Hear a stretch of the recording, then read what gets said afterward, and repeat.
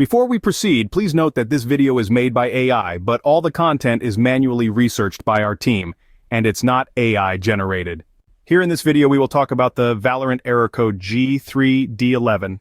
As per our research, the error comes when players try to launch the game to play, and it doesn't let the player start the game. We also have found that this error usually stems from a driver or firmware-related issue. You might need to update your system's drivers or Windows firmware to get back into the action. So, how do you go about fixing Valorant error code G3D11? Here's a step-by-step guide.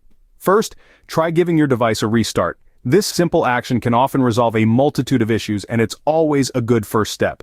Once your device is back up and running, check if there's a pending update for Valorant. If there is, go ahead and update the game. Once the update is complete, try launching the game to see if the issue has been resolved. If the game is already up to date, your next step is to check if you need to update your Windows firmware. If there are new updates available, go ahead and update your system. After the update, try launching Valorant again to see if the error G3D11 still persists. If the error is still there, it's time to look at your system drivers. Check if there are any pending updates. If your drivers aren't up to date, update them and then check the game again.